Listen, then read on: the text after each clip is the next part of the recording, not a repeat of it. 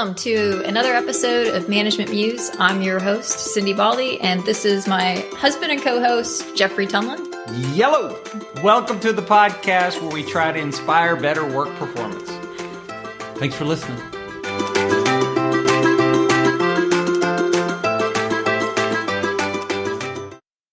So I'm Cindi Baldi, and I am your co-host, and I'm your host, and this is my co-host, Yellow. Geoffrey Tumlin. And we're going to talk about the garbage can model today. Yep. So all right. I'm just going to give just a quick overview of sort of... Yeah. Actually, I took a little piece out of the article because they describe an organization as a collection of choices looking for problems, issues, and feelings, looking for decision situations in which they might be aired, and solutions, looking for issues in which they might be the answer, and decision makers looking for work. So you can see how, I might be a little bit, insulted with this since, all my degrees are management. That's right. Garbage can model. But, they say in the article that, when they were writing this, they were really thinking about universities. And universities are really, complex collections of individuals, really with a lot of specialization. And they're not cohesive goals across the organization, across the university. And, technology is unclear. And they say that is the breeding ground for this kind of decision-making model versus a decision-making model where you have a choice opportunity and you generate the options, you evaluate the consequences of those options, and then, you make a decision, which all assumes, not a lot of ambiguity and that, it's kind of a straightforward decision-making process, which we don't really find in most organizations. There's just a ton of ambiguity. We hope that most organizations have a more clear goal that is shared, but that varies too. So yeah, it's garbage can mess, but we like it because this article from many years ago is very helpful. It's older than me. Yeah, it's. I was born just before this one came out, so it's in between us. It's me, article, you, and it's a good way for helping us remember a few things about organizational change.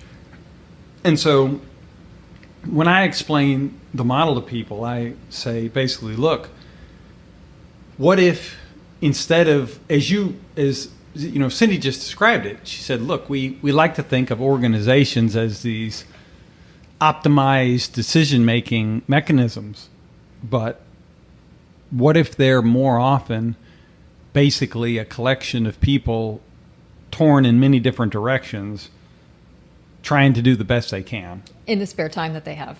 In the limited time that they've got to devote to issue A or B or C that comes up before them. And one of the nicest things about it is, for me, number one, it actually describes the way things often work. And number two, it's a great reminder of why we shouldn't take things so personally in organizations. I think that's what I like best about it, too. Right. Yeah. I mean, we're in the work that Cindi and I do, we're constantly bombarded with people who are hurt that their idea, project, initiative, or problem. They feel like it just gets dropped or not heard. Right. And this is the explanation for why that is. Right. Yeah, because it's more than just the time isn't right. It's that the organization has a extremely finite amount of bandwidth, to use a current term, that they would not have used in 1972. But time, attention, and ability to pull together people to contemplate issues. And so whatever you may be feeling is the most relevant thing at the moment is a great chance that that's not what anybody else thinks. And you have to... I like the garbage can because everybody has an image in their head of a garbage can, and there's all kinds of stuff in there. There's a nasty fish, there's a rotten fruit, there's a dirty diaper. And if your thing is, I think we have to fix this dirty diaper, then you have to be willing to go into the garbage can, pick up the diaper, and hold it over your head, and in a way be the champion. So these kind of two things that don't always sit together very well in this theory. Number one, you shouldn't take things personally in an organization when what you think is important or what you feel is the next course of action not only is it not taken, but it's not even really up for discussion. And number two, if you're convinced that something is vital, then you've got to kind of dive into the trash can and champion it. Yeah. Absent a champion. Yeah. It's not going to happen. Yeah. Very difficult to see. Right. And I mean, you can see how as you get lower in an organization, the harder it is to actually have your problems resolved, because you basically have to champion it, but you don't have access to a lot of the people who would actually give you the resources to champion it. And so at the lower end, you really have to be able to sort of like build a coalition, go up the chain. Like there's still a lot of work that basically you have to do if you decide that it's really important, but it's a much longer, harder process because you're just that much further away from the actual decision makers who could actually deploy resources to solve the problem. Right. Yeah, that's the bad news. Yeah. The good news is in a trash can, almost anything's up for discussion at a certain particular point in time.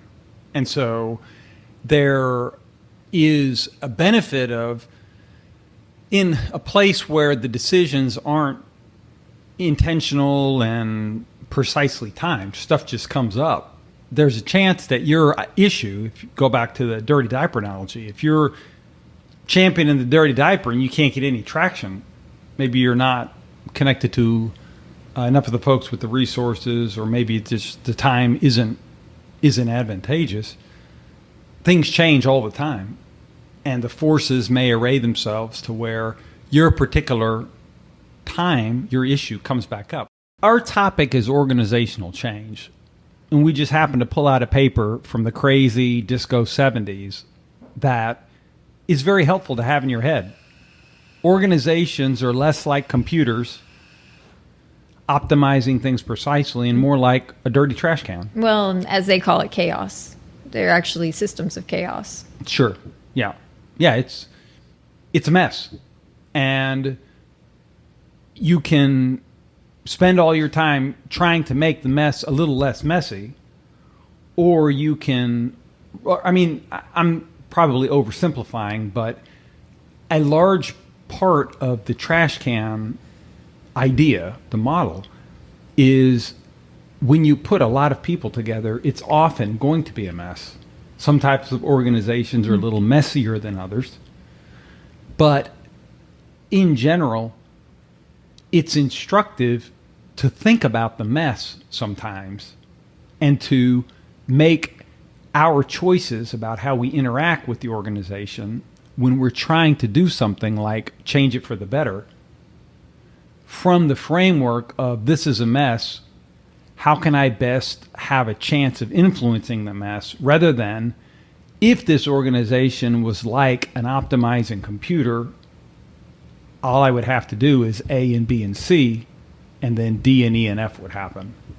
And so COVID, as an example, is what I might call it. COVID, in a way, kind of kicked over the trash can, and a lot of stuff spilled out. Mm-hmm. Maybe is one way of looking at it. I think also some new problems were generated, and because of it, they had to very quickly find some, solutions that may not have really been circulating. I mean, like especially like the work at home or remote work. Yeah. Like everybody's been aware of it, but there wasn't really any interest in running any type of experiment with it in most organizations. And then COVID happened, and well, here's this thing that everybody's been talking about for decades now, and we're going to apply it to this problem of everybody potentially being contagious and that we need to protect our employees. Often organizational change goes slowly. It's like the old quote about how do you go bankrupt? Slowly, slowly, slowly. And then all at once. And then all at once. And every now and then, something external or internal may kick the trash can over. And then all kinds of stuff that would have been off the, just off the reservation, off the radar, is not possible, not practical, too far, too hard, becomes, beyond possible, imperative in some cases. I do find that interesting from the perspective of this article because, they talk about how, basically you need the people in the organization to have the energy to do this, to pick up the stuff, and that the busier they get, the less likely they are to pick up the stuff. And like when we, with the organizations that we're in the last 2 years, COVID has made them very busy, oftentimes understaffed, and yet they've been able, to make some pretty big changes, then to drive them through. And that seems like it would be really inconsistent, except that I think that they had to, or else they weren't going to survive. Yeah. We talk about this sometimes. I sometimes have a theory of America that we're underestimated because things haven't been that hard. And that, America, it's maybe it's a stretch, but one way of thinking about America is that it's often when we're pushed or stretched that we see what's possible, whether we're talking about America or a 9-year-old or a 50-year-old, right? That kind of stretch. Necessity is the mother of invention. Sure. Yeah, it can be, right? It can also blow up, right? Yeah, it can be if there's slack in the system. Well, I think that's one of my lessons maybe from this is that like it was always possible. Right. Yeah, for sure. Like the work from home stuff, or just more stuff. Yeah, I mean, the telemedicine, all the stuff. All the stuff that we've known for a long time was always possible, and trash can. Apparently, it would have even been potentially beneficial. Yeah, right. But we didn't really want to do it. No, it's all in the trash can. Yeah, until COVID. Yeah, it was all inside. That's the thing about the trash can; it's all in there, or a lot of stuff is in there, but you're busy. Running a company, running a life, and and it's not always easy to optimize a company or your life when you're busy, right? And so when you're forced to a halt, and then having to pick up the pieces, then I guess maybe you think a little differently. When they talk about the trash can model, it's a set of problems in the trash can, and then you have these choice opportunities, and you might take one problem and apply it to multiple choice opportunities, and it may fail a lot. Like, this is not really an efficient decision-making process, but it is, a feasible one where there's ambiguity in terms of the technology and ambiguity in terms of the goals. So I'm not sure that there's a model out there that's more efficient. A lot of organizations will try to take sort of that classical model that I'd mentioned earlier and try to apply it to those situations. But, even that's still running an experiment. You're taking a solution, you're throwing it up against a problem, and then you're checking to see if it actually worked. And if it didn't, then you fail and you try again. And in many respects, that's sliding into garbage can. Yeah. I was thinking when I was rereading this article too, they talk about the lack of clarity on the technology, and just going back to COVID,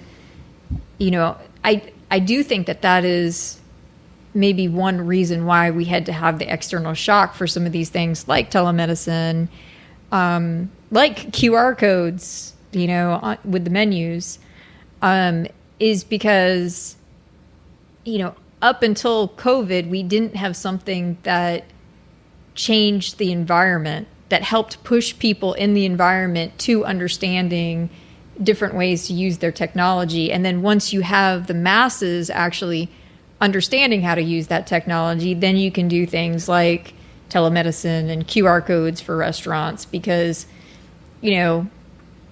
it's too much for one organization to have to train their customers or their patients on how to use that technology. It has to be coming from, I think, society in general, and then they can take advantage of it.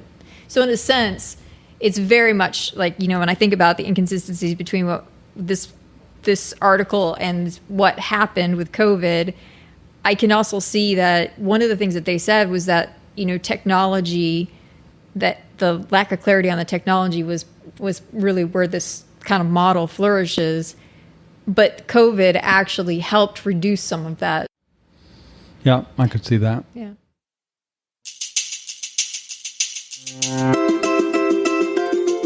Hello, Management Musers.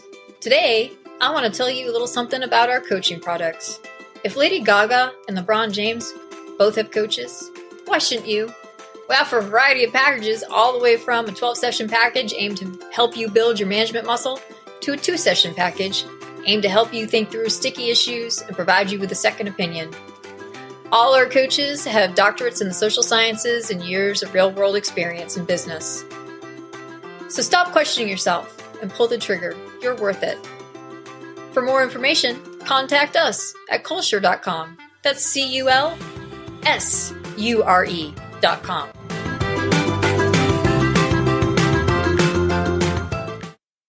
It's a interesting dilemma because as consultants, we're in organizations all the time where the trash can model fits.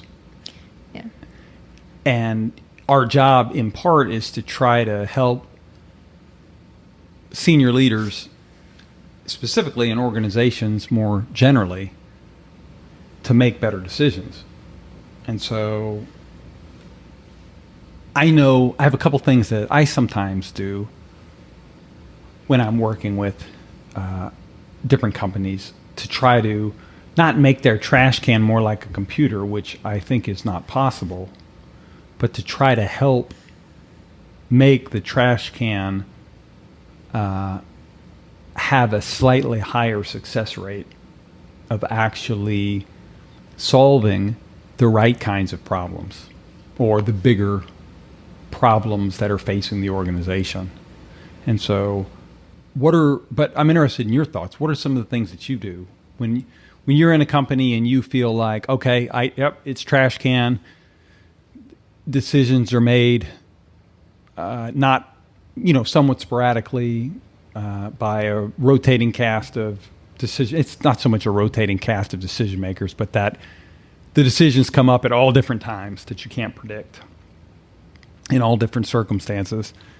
How do you try to take what you know from not only this article and this kind of line of research, but from your own experiences, and try to help organizations where you can make better decisions? Well, I think that, I try to get away from too much of the groupthink, and I say that term loosely. Just like the pressures that happen when people are inside groups, where a lot of individuals will have ideas that never get voiced, but they won't, because they're in a group, and as the group is talking about things and as an idea gets momentum, like they start to feel more and more insecure about how maybe they were thinking about it differently. Right, to go with the group. To go with the group. I mean, it's really safer, right? Like you're electing out of being vulnerable by expressing your unique idea, even though if you expressed it, it's possible that other people in the room might have been thinking it, or they might get excited about it. Could be consensus around that. Yeah, there could be consensus around that. But as soon as there's sort of this momentum that happens with a particular idea, you basically nobody in the room is going to be like, hey, I have an idea that's different. Right. Because it's like putting the brakes on. And so I think it's really important whenever you're collecting a group of people to come up with ideas, to first get them to get their own ideas down. And then, as the person facilitating it, you're putting all those ideas up. Yeah, sure. And then, you might even break them into groups, because people are like deers with headlights when they have to think about a problem on their own. But once they start just talking to like one person, then they may generate even more ideas. Yeah. And so you kind of start building up that way. You don't have to do it like, pair off and then triple off. But like, you might pair them off or triple them off, and then bring it into the whole group to talk about. And then you have all the ideas up there, and then you have to protect the group members. You have to protect them from that vulnerability that they're so afraid of. And so it's never about which ones we're going to discard, which ironically is what people want to do because they want to simplify the list. It's more a discussion about, okay, let's take a vote. What are your top 3? And you give them all a point. Each one that gets a vote. Yeah. And then you literally take the top 3 and then you break them into teams and start developing it. It's interesting now as we're having this conversation, companies are trying to think through, well, what are we going to do post-COVID? We're largely back. And so... Right, because there are some real benefits to having employees in one area. Like I just said, if you are presented with a problem, teaching classes has taught us this. You present a question to a class and like it's 50 students looking at you like, I don't know, like cows in the field. Like there's like, they're sure. Like, there's nothing there. It's what my chemistry teacher used to say is the bovine look. And, but you take that same question and those same students and you allow them to get into small groups, and all of a sudden it's like this magic that happens. And that's what these companies are fighting for, because the work at home, first of all, it's really hard to start a new organization where you're working from home, because the organization is going to just have to do a better job of having bonding events. Right. But there's also like, you're going to have to have a good system for social learning.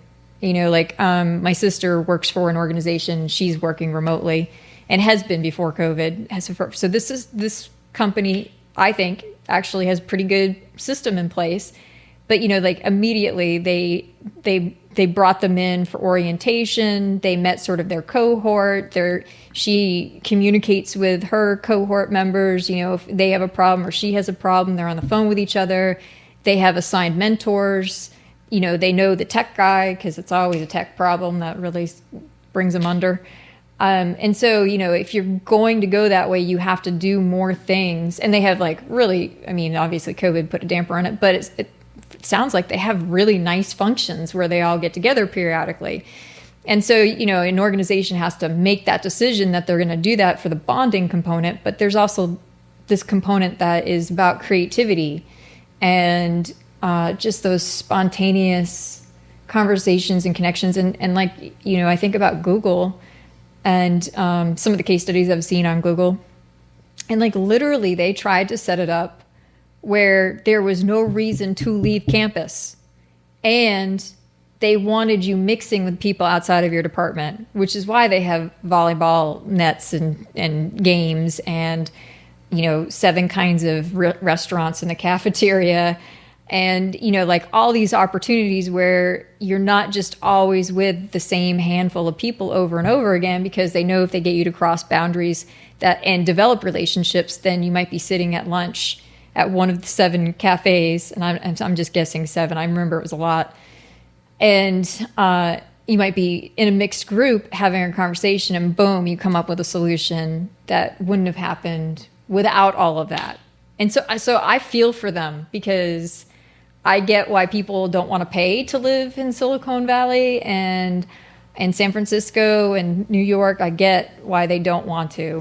But I also get the argument of those organizations that's like, we need people around to have conversations.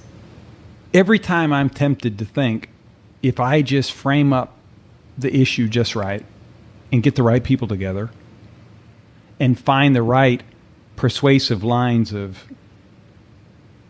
address this, that we're all going to make the right decision, things are going to be great.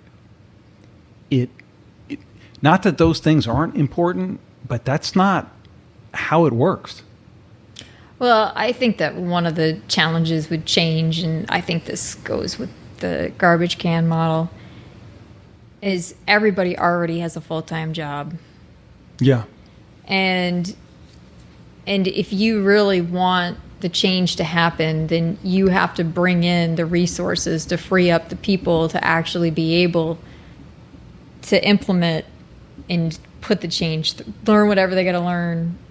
But I mean, so often we've seen there's nothing wrong with it. The people are on board. The thought process is good. It makes sense. Everybody wants it. But then nothing happens because everybody already has a full-time job.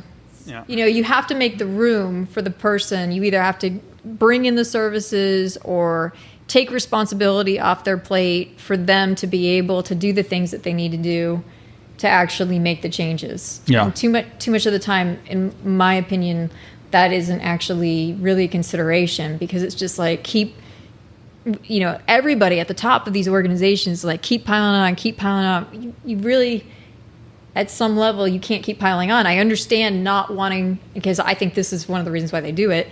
I understand the reluctance to bring on new people. Right. It's a commitment, and you don't want to fail at that commitment. I get that. Bringing contractors for those things that need the help. So, so it's just a temporary job, and it's temporary, and it's set up to be temporary, but it's to actually take some of the burden off these people so that way they can do what they need to do. Yeah. Yeah. I mean, it's a good reminder. It's almost suggests that one of the challenges is because people are busy, and in some cases potentially too busy, they won't be able to reach into the trash can and champion something. Mm-hmm. And so you end up with a lot of things swirling in the trash can that aren't addressed just because there's nobody who feels like they've got the capacity to say, I'll take this on and I'll kind of run it through.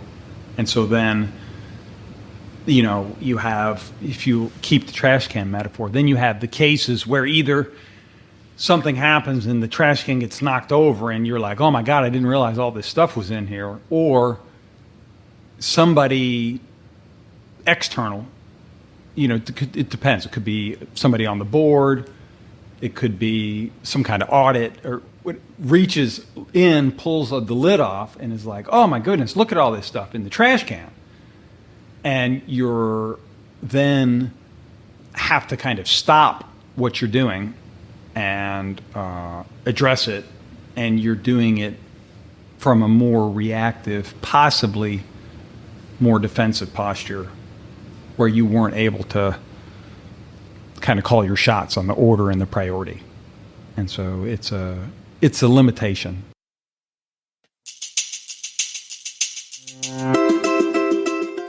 Hello, Management Musers. Today, I want to talk to you about executive team building. Our executive team building products help open the lines of communication so you and your core leadership team can smartly talk and think through thorny issues. We offer multi-session packages aimed to open up the minds and the mouths of those around you. So email or call us today at ondemandleadership.com.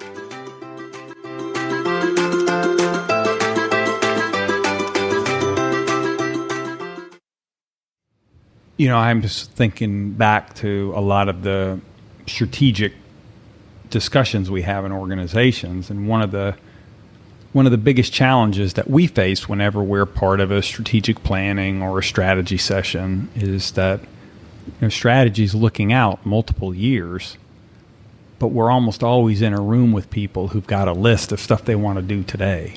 and stuff they want to get done this week. It relates back to what we were talking about earlier with like finding solutions. You start in the organization, then the competitors, and out. It's the same thing with time, right? Like the easiest thing that with the most certainty are the problems today. And then as you go out a year, you might have a little bit of a sense. And then 2 years, you have even less of a sense. And so it's just that distance in terms of time means that you just don't have as much certainty. Yeah. And so you come back into the closer in stuff rather than have to. I mean, there are, of course, exceptions to this. Yeah, some people are very good at that. Yeah, living with that. But that's not usually what happens when you're gathering 5, 15, 25 people in a room and having a strategy discussion. Usually you've got a room full of achievers. And after 3 hours of indulging in thought exercises, they want to see crap on paper. And, and they want stuff that can be knocked off a list in relative near term. All right, so where's the strategy? We've done these 2 exercises. We're 3 hours in. It's almost 11 a.m., And you're like, let's knock this out before lunch. Right, let's get this done before lunch. We can, get back to our email. And, I mean, I'm exaggerating, but that very real. I think that kind of reminder for some of the things that we're trying to do. A lot of the things in organizations are very complicated, and they defy. I mean, basically, and this is a simplification, all the easy stuff people have already done, and they did it one-on-one, 1-2. Or they made the decision that they weren't going to do it because there was some trade-off. Yeah. So the easy stuff's off the table. So anytime you're actually gathering a group of people, it's hard. You're there to do something hard, whether that's creative hard or whether that's problem solving hard. And in general, we have to try to resist the urge to go with the first thing that we come up with. So you put me on the spot earlier, so I'm putting you on the spot now. Sure, my pleasure. It's a fun little game. So what do you... Until it isn't. Until it isn't. Right. What do you do to try to move a group from just talking about their immediate problems or their immediate goals? Yeah. So any kind of context shifting exercise, right? And so it could be as simple as shifting the context out from here's what we've got today. All right, these are the things that we want to do today. Now let's put that aside, and we'll come back to that. Because if they want to talk about the daily stuff or the daily problems, like, stick with this strategy. I'll answer it. I'll answer your question in terms of strategy. So a lot of times in a strategy discussion about what should the company's strategy be, people will want to talk about, well, we have to do this. We have to fix this. If we don't fix this, we got nothing. And so you can let them, all right, let's list all that. Let's list all the problems we need to solve. But a strategy isn't a set of solved problems. A strategy is a strategy. And so once you let them, let's get all that down. Let's put all that here on a paper. Here's the 11 things we listed that we want to do. All right, we'll put all that to the side. Problems we need to solve, things we want to do. Now let's think about what's something that we know that somebody else doesn't know about our business, or what's something that is a puzzle that we've been stumped on for years, but if we could solve it, would be an advantage. And so once we make the switch to stuff like that, and it's just prompting people to change their focus. Sometimes you have to let them get the shorter term stuff out and on the table. I think you almost always do. Like it's so pent up. It's so top of the mind. Sure. You have to give them a chance to just get it out. Yeah. That a lot of times in talking about strategy, we're talking 5 years out, but you're going to be messing with this for 10, like you said. Well, and also like, I think it's very helpful too that, once you actually have a longer term strategy, you can then circle back and help them see how some of these problems, will likely be resolved on this path. Yes. Or how the strategy will be constrained if we don't solve some of these things. Yes. And so it could be either side of that. And so, that's the short answer to how do you help people. It's back to in this topic of organizational change that we're talking about. You have to be managing the day-to-day and the longer term. So we have to be changing the right things for 2 years out, 3 years out, et cetera. That's what I'm considering longer term right now in terms of addressing it by looking at years. But you also have to, if you're going to change an organization, demonstrate that life is getting better for the people on the ground, frontline employees, the customers we serve, whatever, almost immediately. Those sometimes are called quick wins, right? And so you have to have both of these. In order to be successful at organizational change, you have to actually have the right you have to be gambling in the right big direction, multi-year, that this is going to work 1 year, 2 year, 4 year, whatever.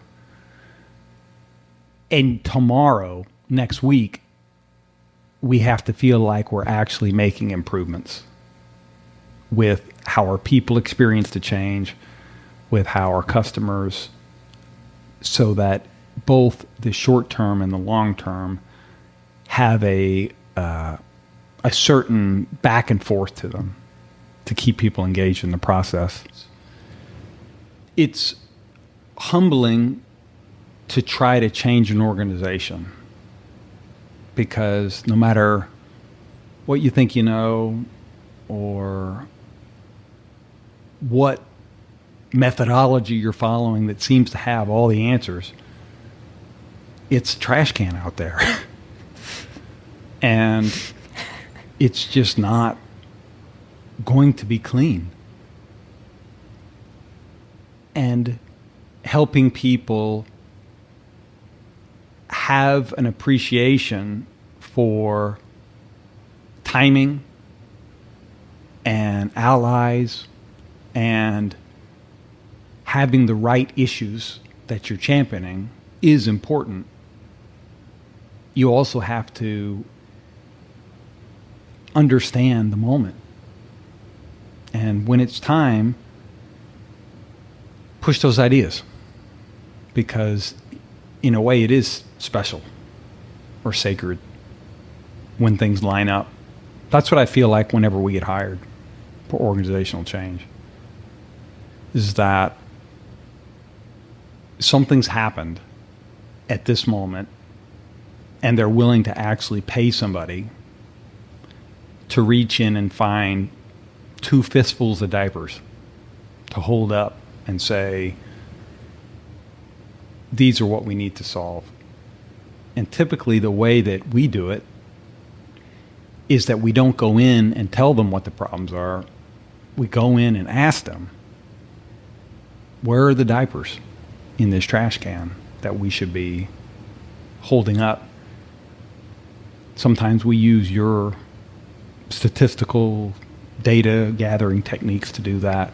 Sometimes it's a blend of that and interviews. And sometimes other data sources as well. Sure, yeah. You can use even where the turnover is coming from, and that may lead you to some solutions. Yeah. Yeah. It may be a trash can out there, but people aren't stupid. I mean, I like Dilbert. I think he's funny, the comic strip. But, we've been at this 20 years now. And I never see dumb, clueless, out of touch people. No. They're very thoughtful people at the tops of organizations. It's just that everywhere's they're constrained. Yeah. And they're trying to figure out how to do, it's like the garbage can says, they're trying to figure out how to do everything. Yeah. Not just even at the top, I would say. I agree with you, but all the way down. Not all. I mean, look, there are some exceptions depending on your organization and what entry level means to you.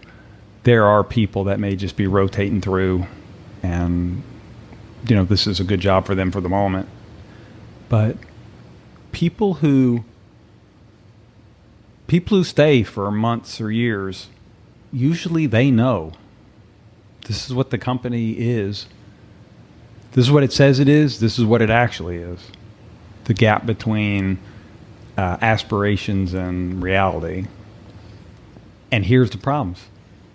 People usually have a pretty keen sense of what the problems are in a company. And so those are the diapers in the trash can are pretty easy to find.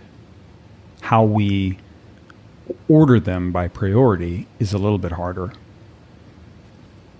And then the actual strategy of how do we make sure that our trash can is positioned to be the best trash can on the street for the next 3 or 4 years is possibly the hardest of all. Because as you pointed out, you keep kind of pushing further and further out into the unknown. I know what the problems are. People in the company know what the problems are. Which ones we should tackle first, that's a little harder. And then how to best position the trash can for the next 3 or 4 years, harder still. But that's basically the nature of organizational change. We have to solve this problem, X or Y, X and Y, or some combination, whatever. And we're doing this because that's going to help position us for what we think is our best gamble on the future.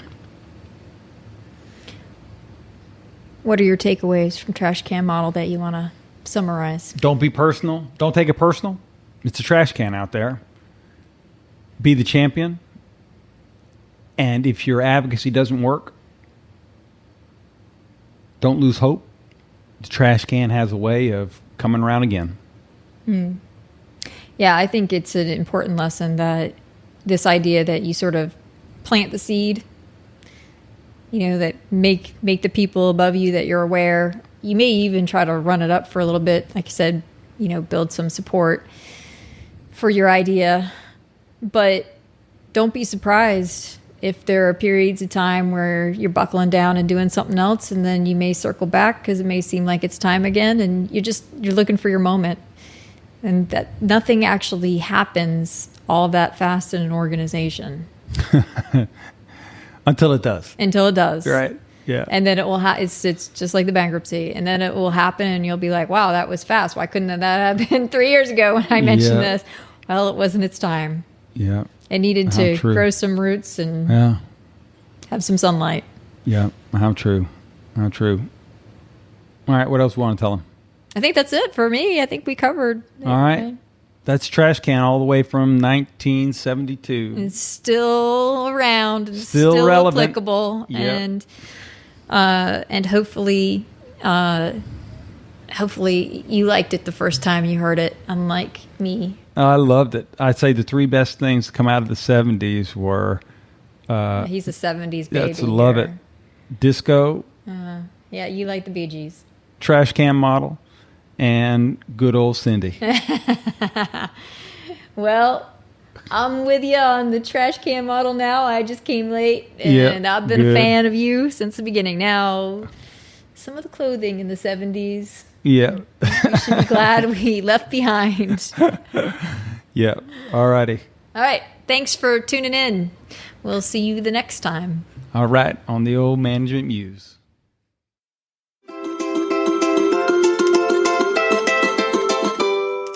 We hope you enjoyed this episode. If you want to learn more about the topic, check out our show notes. And if you want to help us out, like, share, subscribe, and 5 stars are all deeply appreciated. See you next time on the Management Muse.